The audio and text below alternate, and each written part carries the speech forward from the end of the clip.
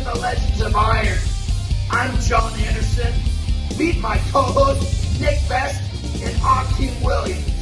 We're going to have some amazing guests on the show. Buckle up tight, because we're going to be talking about the shit you're not supposed to be talking about. We're going to be discussing anything and everything it takes to become a Legend of Iron. Legends of Iron is brought to you by MuscleMeds. MuscleMeds is the creator of Carnivore Pure Beef Protein Icing. Beef builds muscle, and Carnivore is the world's #1 selling beef protein. Welcome to another edition of Legends of Iron.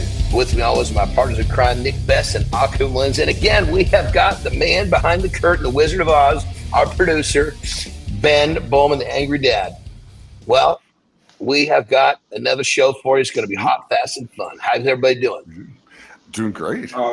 Doing great, man. I was saying, since I got on here, I'm looking at Nick, and I have to say, Nick, you're looking mighty large, man. Well, thanks. I've been training pretty hard, but I brought my weight down to like 295 a little bit, and I just look more muscular. But so thank you. Thank you. So John, he's having what we call the bodybuilding effect. Yeah. I'm going to start posing all the time now.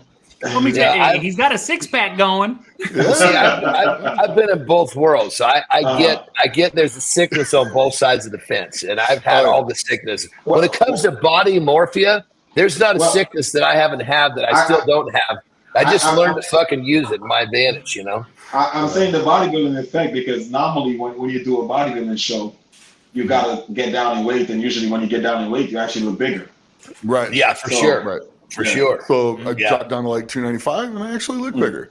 But I'll probably compete in another powerlifting meet. I'm going to try to do another one really heavy, really hard, like when I turn 55, and then we'll see. I'll probably going to drop down to like 275 after that, and just lean down a little bit and start bringing. And then step on stage. No. So what is it when you hit 55, brother? When you're 55, you're going to be in another bracket. You're gonna hold down some records for that one. Yeah, I'm going to try to break all the records across the board in that one too, because I got them from 40 to 44, 45 to 49, 50 to 54. Might as well go for the whole 20 years, you know? Fuck yeah. Tie the 2 decades together, brother. Yeah, no, exactly. I mean, the biggest total of all time over 55, I think, is 1923. So my goal is 21-23. Nick, I have a lot of faith in you, and I believe you could do a bodybuilding show. If Eddie Hall could do a bodybuilding show, you could do a bodybuilding show. Wait. Doing a bodybuilding show or winning a bodybuilding show? I love Eddie. I love him to death. What's happening with that? I know there's a lot of stink about that. What's happening with the Eddie competing thing? Yeah, Eddie wants to do a bodybuilding show. He wants to get up there on the stage. He wants to lean down and pose and go do it. He's going to do it? Yeah, he's going to try to do it at like the Amateur Olympia or something like that, I think. Okay. But he's not going to – it's not going to be one of those – he's going to take it serious. He'll get down and all these other things. He just wants to get up there and compete and actually do it. So I don't think there's an expectation like he's going to win, because I don't know if he realizes – how ungodly thick and huge his joints are, or his waist. Well, I was being nice. Yeah, I know. The surgeon. Never mind. It's the truth. Lifting heavy shit thickens your shit up. Yeah. I mean, there was literally when I went from strongman into wrestling, there was about a 6-year, 7-year period before I came into bodybuilding. And I wasn't doing heavy yokes and all that shit because I was wrestling. And if you look at those beginning pictures of my wrestling, my waist was thicker than by the end. It had come in just by the lack of supporting all that heavy shit. Right. You know? Right. But Eddie's also going to do some strongman stuff too. I think he's the team captain for Britain versus USA coming up. Yeah. And so he's also training some strongman stuff too. So that's not going to help, I'm thinking, his waist anytime soon. Yeah, anytime soon. And that's a long process, man. You gotta leave your waist out of major strain for years and years before it starts to come back like that. And there's no guarantee it will. You know? True, but I do know this: if Eddie says he's going to do something, he's going to do it. He's going to do it. Win, lose, or draw, he's going to do it. And I know Eddie will come in shredded as much as Eddie can be shredded. He'll look better than he's ever looked. So we'll get to see. But like I said, his joints are huge. But I mean, the guy's he's 370, 380 right now. So I mean, he's 6'3". So I mean, if he gets up there at like 295, 290, he's still he's still gonna look pretty good. Yeah. That's it. It's so crazy how much you lose in the first I remember my first prep. I lost like 65 pounds. I was like, what the fuck happened? I didn't think I had that much but it's amazing, especially the first couple times. You lose so much more than you think you're capable of because you've never been down that deep before, you know? Yeah. So it's crazy. I mean, he'll probably lose more than he thinks. I mean, Ak, what do you think? I don't think there's ever been a person on the planet who only loses what they think on the first time. Well, I mean, coming from, like you said, a strongman powerlifting background, you know he has thick, dense muscle under there. Oh, yeah. So, I wouldn't say like 50, 60 pounds. But like you said, he probably would come in like a 295, 300 mark. I think that would be his mark to be on stage. Yeah, I know for the boxing thing, he was down to like 310, 305. He was pretty short. Oh, wow. Was he really at 3? Was he down that low for boxing? Yeah. He had a ways to go to get on stage at that. But then again, he wasn't training for bodybuilding. He was training for boxing. Right. It was fun going, well, now you know where my body weight's at. Let's compete again. That's it. So anyway. You know, and speaking of Eddie and boxing, Thor's leaving powerlifting, going right back to strongman. And, you know, there's a lot of people excited to see that. But at the same time, you know, he did sustain a pretty serious injury. So with the injury that he ripped his pec pretty good, didn't he? Yeah. And they reattached it and it's back on. I think he'll be fine in that regard. But I think Thor needs to, if he's going to come back, he needs to pick a contest in like 14 to 16 months and train for it and get ready and not really worry about trying to be what he was. Just try to get into the heavy lifting shape so his body's ready for that. Can he go from here to there really fast? Yeah, we saw that with the powerlifting. The problem is he's going to get so much stronger than his connective tissue can adapt, even though it's already really strong. But when he's lost all that weight from the boxing thing, you know, you lose a lot in your tendons and ligaments. They got to re-thicken. They got to take time to keep injuries like that from happening. You can't come back too fast. You know, and I like the dude. I think he's a good guy. I really hope he takes his time because he's young enough to come back and do it for another 10, 15 years. I want to say he's probably 32, 33.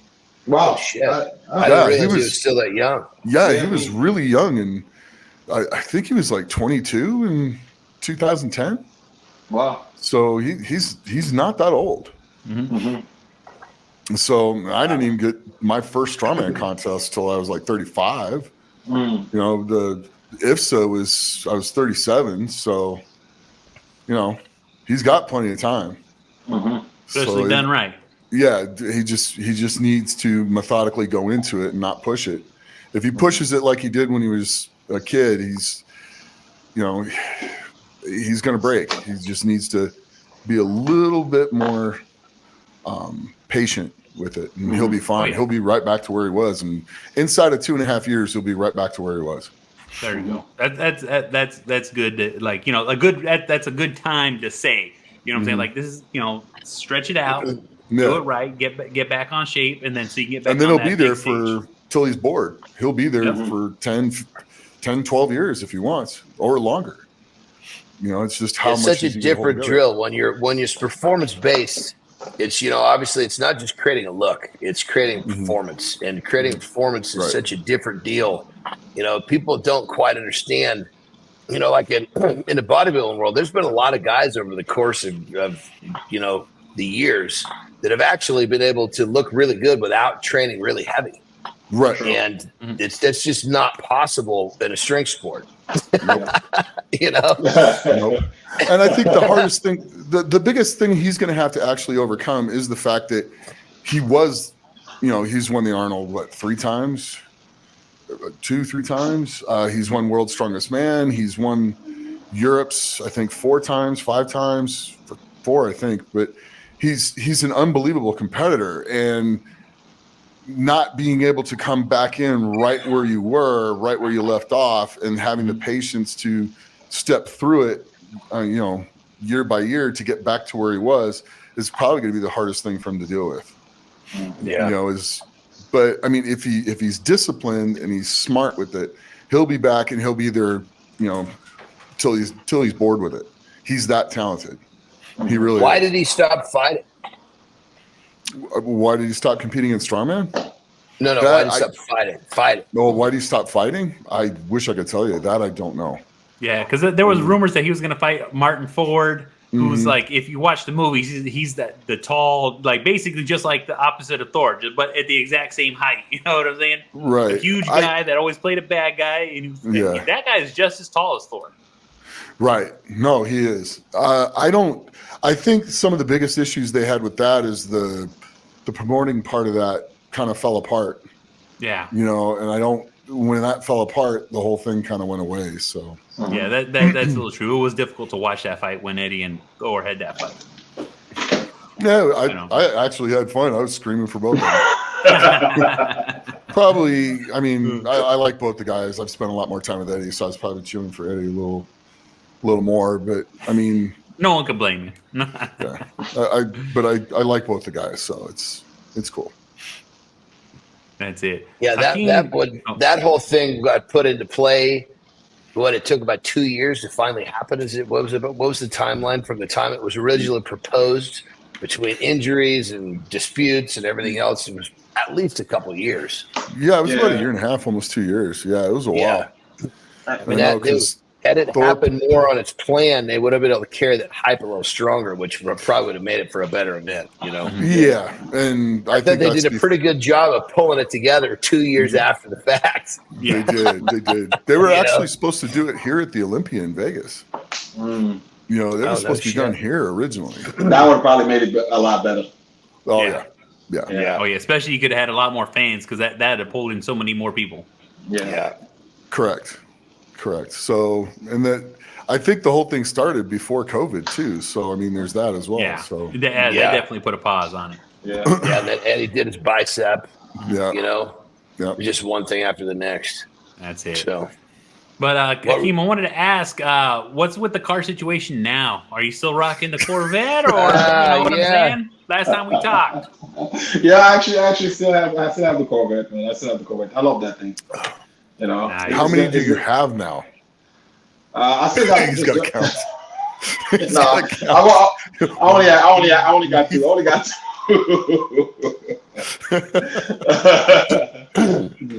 But I did some work to the Jag, and now I got it up to I think 550, 600 horses. Nice. Well, check this out. You might be digging this. I just picked myself up a new G-Wagon, a G63. That sucker came with stock horsepower, 577. Wow. I was like, I can't believe it's faster in a straight line than my Porsche Panamera and my 911. It's unbelievable. The thrust is just unbelievable. It's like the deeper you push down when you hit the throttle on a car, most cars, you're going to get pulled, but then if you keep pushing the throttle on, nothing more's happening. It's giving you all it's got. There's nothing left. This motherfucker, because it's boosted, it's like the deeper you push it, the more it gives you. It's like, God damn. The craziest thing about that car is when we were driving in it, every time you make a turn, the seat itself hooks you, and then it lets go, and then it hooks you when you turn left. It's hooking you left. Oh, yeah, I was like at first I was like, what was that? The Bolson seats, right? Yeah. My God, that's right. I forgot that you were in it, Ben. I forgot about that. Yeah. Oh yeah. It was pretty crazy. It was just like I said, the nicest car I've ever been in. So I'm saying that. Well, Nick, definitely congratulations, man, and enjoy it, man. Coming from a big car guy, definitely enjoy it. Enjoy the shit out of it. Every Sunday I go enjoy my Corvette, man. Where do you take it to? There's a few. But if you go upstate New York, you got some nice roads up there. Oh, okay. So I don't want to give away too much, but you want to tell the police we're going to go give you a ticket? Yeah. We're not dropping locations. Yeah, we don't want to drop locations out here, you know. But I think it upstate, and you know, you give it away, everyone will be there. Well, if you ever drive the thing out here, the racetrack's pretty close, and they do drag racing on some of the weekends out there where you can take it out and run it the quarter mile, or we can take it out to Pahrump, which is about 45 minutes from here, and they have a racetrack out there that you can drive your car out and then drive it on the track. Oh, nice. You know, that's cool. You pay a fee, but you can go out there and drive your car around the track. And in Vegas, they have what was it? It's not Dale Earnhardt. It's Richard Petty Experience. Richard Petty Experience, where you could drive NASCAR. I went to that. Yeah. Oh, yeah? Did you do it? It was a long fight. Yeah, of course I did it, but it was a long. I'm lucky I went when I did, because should have done my early 20s. I want to say maybe 22, 23. I barely fit in the fucking car at that point in my life. What car did you pick? What car did you drive? They give you're in the stock cars. They're Bush League, but they're basically the stock cars, and you're following one of their guys. And basically what happens is you get X amount of laps, and every lap, if they think that you're not driving like an idiot, they'll go faster.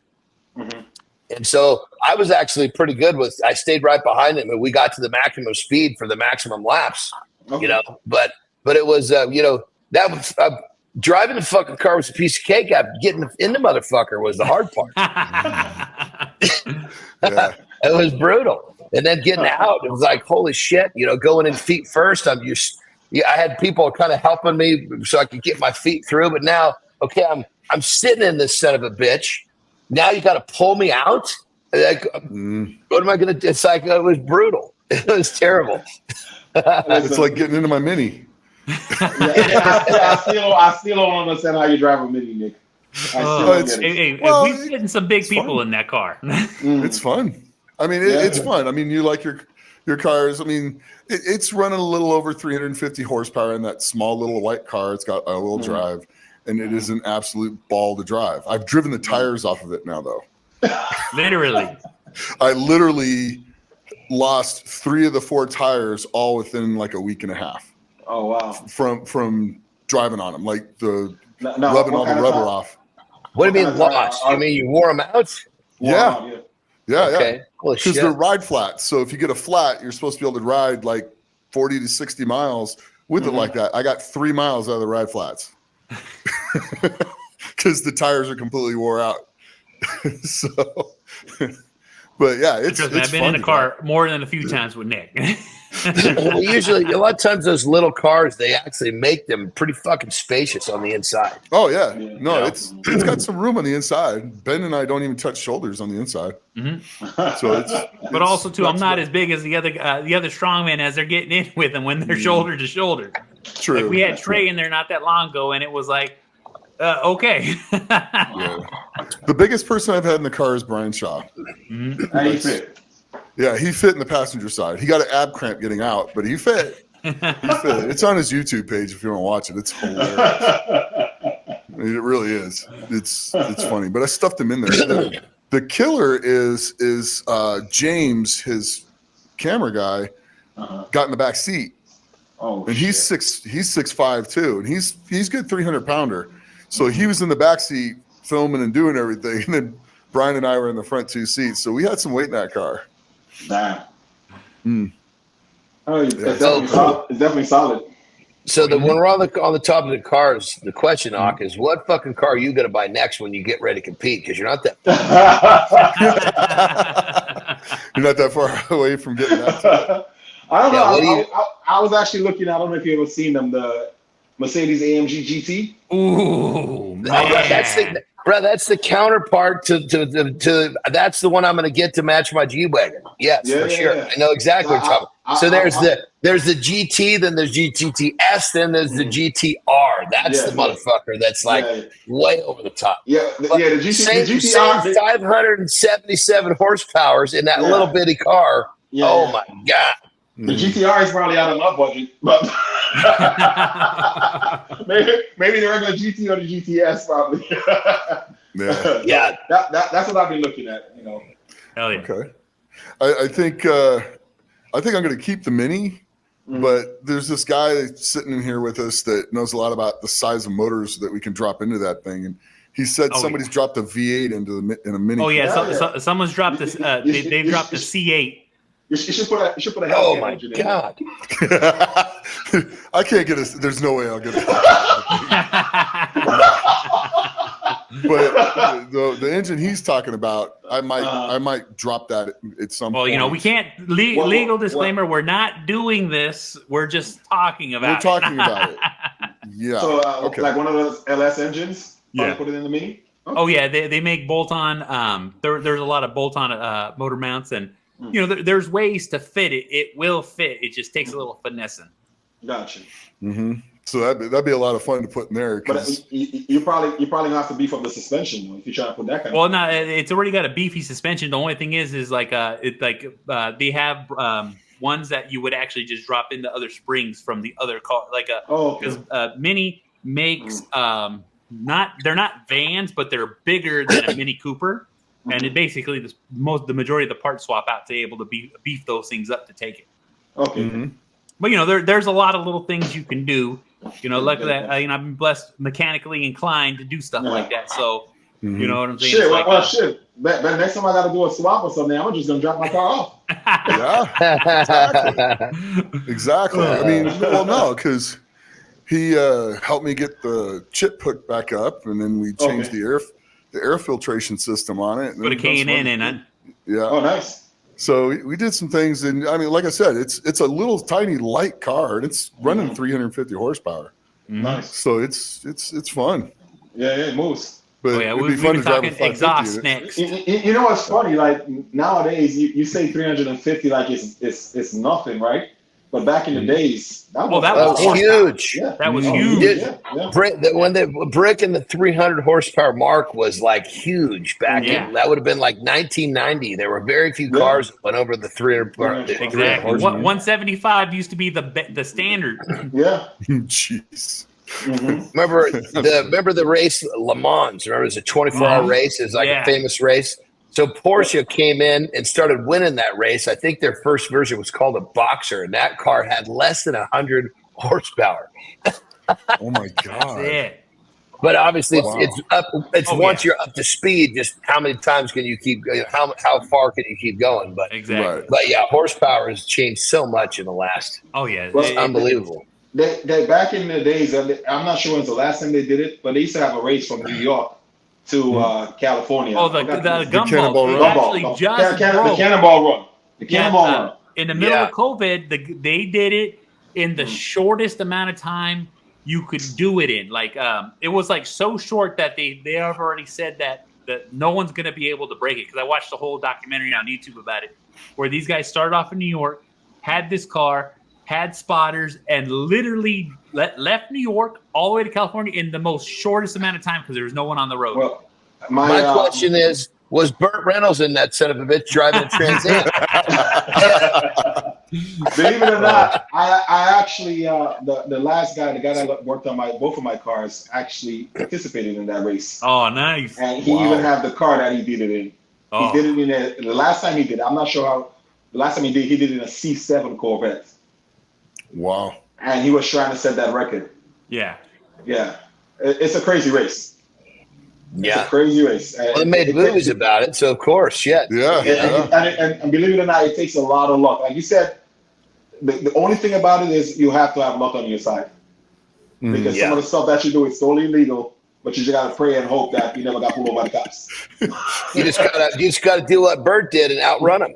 Basically. Yeah. Well, I don't know if you're running now. Yeah, but now it's too much cameras and all this other stuff, so that would be definitely hard. But he said you just have to pray and hope that you just make it there without getting pulled over. And if you could do that, you could definitely set a record now. Hey, we'll start a new industry. We'll make a stealth car.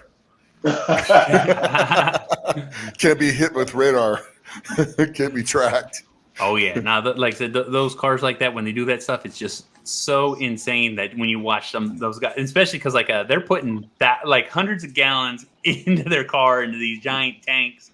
Like stopping, no. That was one of the things he did too. I think he put another gas tank in there.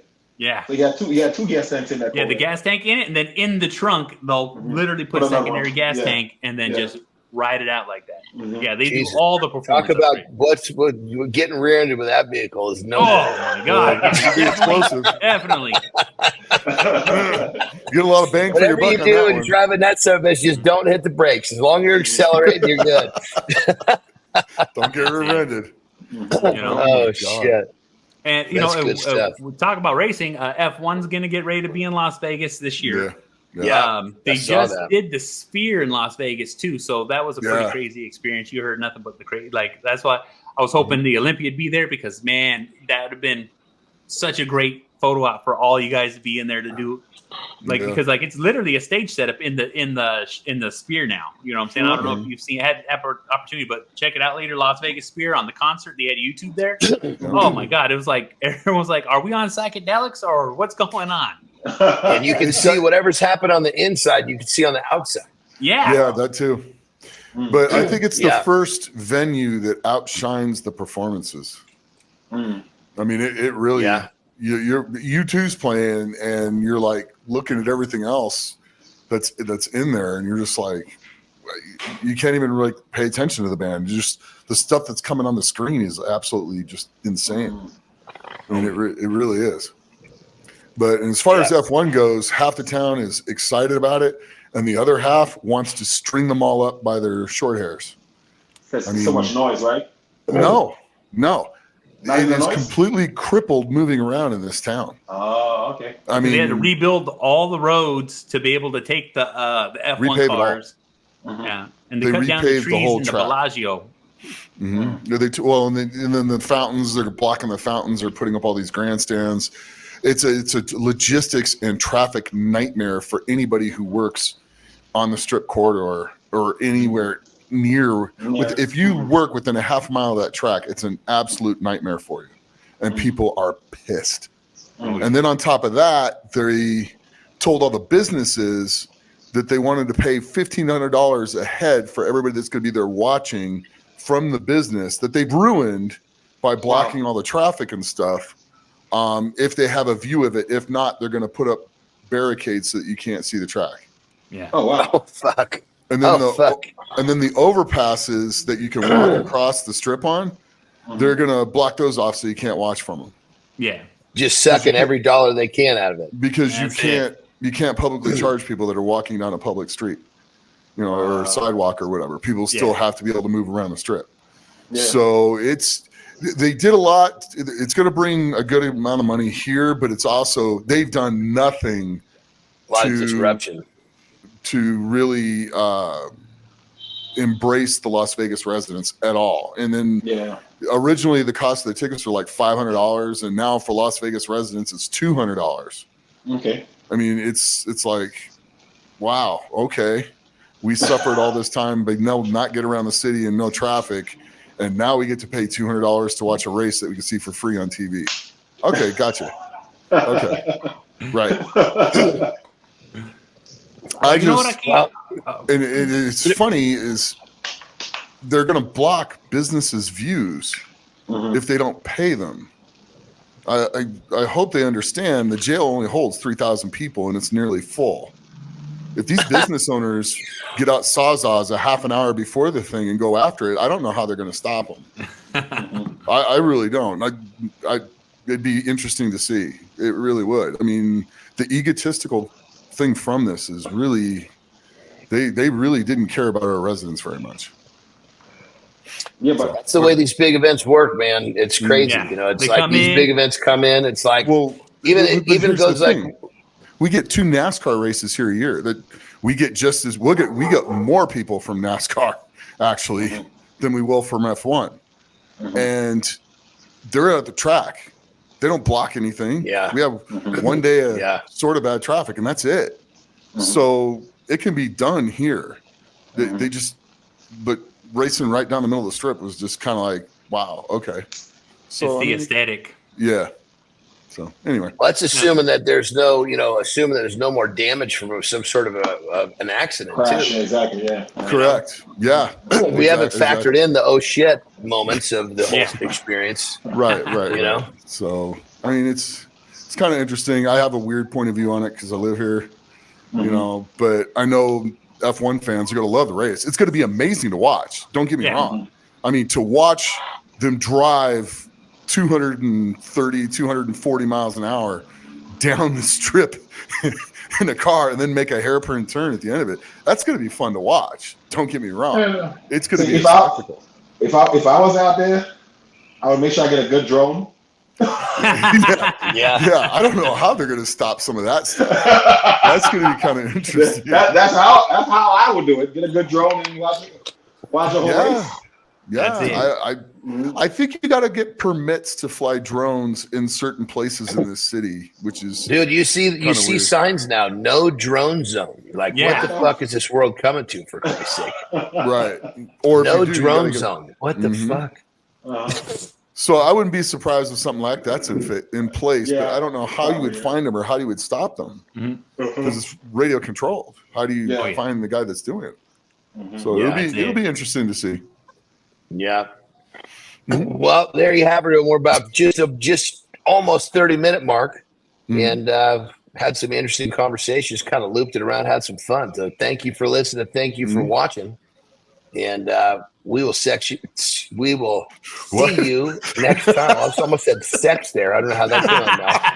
I was actually thinking about saying something to the fact of make sure you check out this Formula One race that's been haunting poor Nick, but I don't know, somehow that transversed with an X, and the next thing you know, I almost said the word sex, but there we have it. Well, there you have another episode. We'll see you next time. That's it. We'll see you guys next time. Right. Legends of Iron is brought to you by MuscleMeds. It's time to stop around. You want to build some muscle? You want to build some serious muscle? Well, guess what? Beef builds muscle. RTD, carnivore, ready to drink, lactose free, tastes great. You want to build some muscle? You better start eating some beef. Beef up with Carnivore RTD. 40 grams of protein, 0 fat, 0 sugar, 0 lactose. What the are you waiting for? Get yours today.